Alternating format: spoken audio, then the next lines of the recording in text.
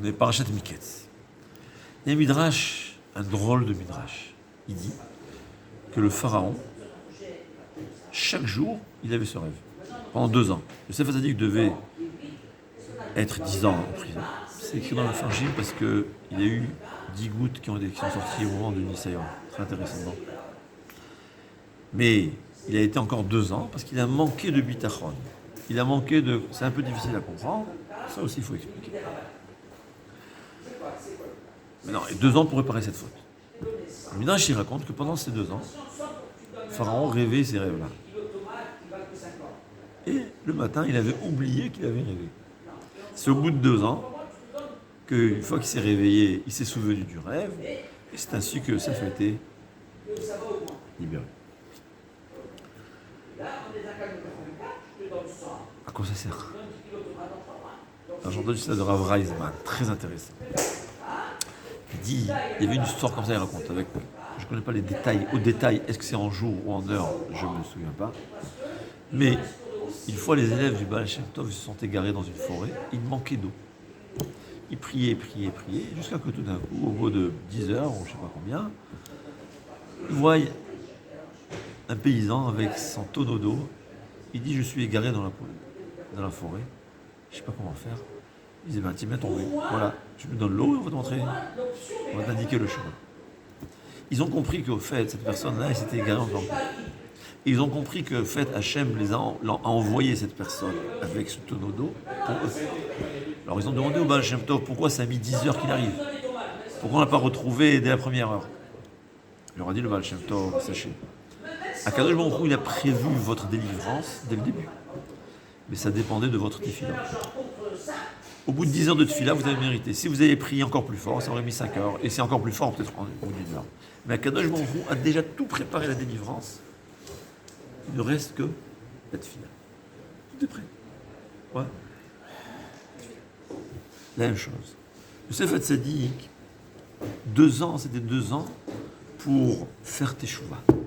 S'il avait réparé sa faute et fait teshuva en 1 an, ben, la délivrance aurait lieu au bout d'1 an. Au bout d'1 an.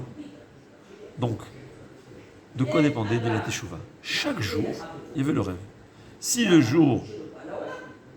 ce jour-ci, Yosef Hatzadik aurait fait teshuva, et bien ce jour-là, Pharaon se serait souvenu de son mauvais rêve et il aurait pu sauver et il y aurait eu la délivrance de Yosef. Mais puisque Yosef n'avait pas encore suffisamment fait teshuva, il fallait attendre 2 ans. Mais c'est ça la règle. Akadosh Baruch Hu, il prépare la délivrance tout le temps. Elle est toujours prête. Ça dépend. Hayom im bekolot tishmor. Aujourd'hui, si vous faites teshuva, c'est écrit dans le Midrash que le jour du Khurban Habayit, c'était bien. Pendant que le temple était brûlé, le Mashiach est né. Le Midrash raconte une histoire. Le bébé Mashiach est né. C'est incroyable. Ça veut dire. Je m'en ai dit, demain vous faites teshuva. Aujourd'hui j'ai détruit le Midrash. Demain on fait teshuva. Demain le Mashiach arrive. Alors comment un bébé peut être Mashiach, je ne sais pas. Alors disons 1 an. Les gens nous disent tous les signes du Mashiach. Mais tous les signes du Mashiach étaient là. Ça fait déjà 1980 ans. Combien de temps le Mashiach et le Beth Amikdash a été détruit? Hein? Ouais, c'est ça fait le deuxième. Ouais. Le deuxième temple, hein, c'était en... Bon, ça fait 2000 ans environ. Ouais, d'accord. 2000 ans. Ça fait déjà 2000 ans que à chaque moment, il y a tous les signes que le Mashiach vient. Il ne reste que des choses. C'est savoir. Tout est prêt. Et toujours, tout a été prêt. Ça dépendait de nous, et seulement de nous. D'ailleurs, c'est très intéressant. 2560 ans. Non. En 538, il a été la construction. Non, la définition du second temple. La Le construction. second temple, c'est environ... C'est 536. On est en 2024, moins 45, moins 50. Ou un peu moins. Le second temple a été commencé à construire en moins 536 et il a été terminé en moins 417, sous Darius II. Il a fallu 80... Oui, mais la destruction du second temple. C'est à la naissance de Tori, je sais pas. C'est-à-dire, tout est prêt, toujours est prêt. Il ne reste que notre teshuva. Il faut savoir. D'ailleurs, on demande à la mort d'une personne, on demande tzipita lishua. Est-ce que tu as attendu la délivrance? Alors, tous les poskim disent, et c'est vrai aussi, qu'il s'agit, est-ce que tu as attendu la venue du Mashiach? Alors, à nos yeux, c'est d'une des mitzvot de croyance au Mashiach. Ouais. Parce que si tu crois, il faut l'attendre. Mais le Pele Yoetz, c'est très intéressant.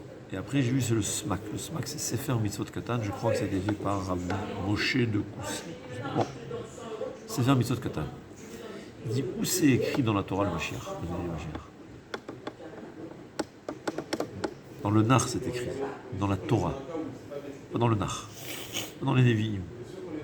Le Rambam, il dit que c'est dans la Nevoa, enfin dans la prophétie de Bilham. On voit ça. Il décrit ce qui va se passer. Le Sma qui dit, tu sais où c'est écrit que le Mashiach va venir? Anochi Hashem Elokecha, Asher hotzeticha me'eretz Mitzrayim. Je suis Hashem ton Dieu qui t'a fait sortir d'Égypte.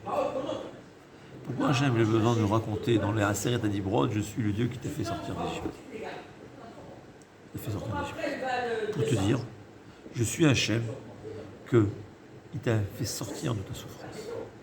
C'est une halakha. Anochi Hashem Elokecha, c'est apprendre à savoir ici que n'importe quelle souffrance que tu as, Akadosh Baruch Hu t'en sortira. C'est de là qu'il y a le Mashiach. C'est-à-dire le Mashiach, c'est la fin de nos souffrances. D'où je sais qu'il y aura. Hachem, il m'a dit que de la même façon qu'il m'a fait sortir d'Égypte, il me fera sortir de tous les exils et de tous nos malheurs. Et le Pele Yoetz dit, et je comprends que c'est ce que ça veut dire, quand on demande à l'homme Tzipita Lishua, est-ce que tu avais l'espoir à la délivrance? C'est pas seulement la délivrance avec L majuscule et D majuscule, c'est même le L et le D minuscule. Chacun dans son problème, chacun dans ses problèmes, il doit savoir qu'un Kadosh Baruch Hu, il en sortira. Et à tout moment, tout est prêt pour la délivrance. Il ne faut que la tchouva et la tfila. À tout moment, les délivrances sont toujours prêtes. De n'importe quel malheur. Tout dépend combien de tfila. C'est ça. Pharaon, chaque jour, il rêvait le rêve qui devait sauver, qui devait amener la délivrance à Yosef Hatzadik. Mais il ne manquait que la teshuva de Yosef Hatzadik. La teshuva pour Yosef Hatzadik, qui était tellement tzaddik, qu'une petite égratignure d'un demi-millimètre, Hachem, même ça, il ne voulait pas. Cette teshuva, elle a porté sur sa émouna, sur sa confiance. Ouais, c'est émouna totale. Ouais. Parce qu'il avait fait aucune faute. À son niveau, c'est ce qu'on dit. À son niveau, c'est la voiture plaquée or. On a dit une petite égratignure en bas là, invisible. Mais même ça, pour le Tzadik Gamour, même ça, il ne veut pas. Yosef Hatzadik a dit merci Hachem, qu'est-ce que tu crois? Quand il a compris que grâce à ça, il est revenu à la Emouna totale, il a dit merci Hachem. C'est évident. Le Tzadik ne se plaint pas quand Hachem lui donne des coups. Parce qu'il sait que c'est grâce au coup qu'il va. D'ailleurs, je pense que, je ne sais pas si j'ai bien compris, mais j'ai compris qu'au fait, on demande à la Neshama avant de la punir. Qu'est-ce qu'on fait quand on est réveillé? On lui dit écoute, tu as tellement d'Averot, tu vas devoir passer telle et telle épreuve. Hein. Et il dit oui, tu as raison, chef. On demande à la Neshama. Peut-être pas dans tous les cas, mais ce que j'ai compris, on demande. Parce qu'au fait, la Neshama, elle est au courant. Pourquoi Hachem, il nous envoie... Il sait pourquoi Hachem n'envoie jamais une punition. C'est une réparation. C'est l'opération pour sauver le corps. Et la Neshama, elle est consciente de ça. Elle dit Hachem, oui. Le problème, c'est que quand on se réveille le matin, la Neshama, elle a oublié, comme par haut, elle a oublié les rêves. La Neshama, elle a oublié ce qu'elle a dit en haut. Et après, il se plaint Hachem, pourquoi tu m'as donné? Mais toi, tu as demandé à Hachem ça. C'est pas que tu as accepté. Tu as demandé qu'Hachem te pardonne. Ça, il faut savoir.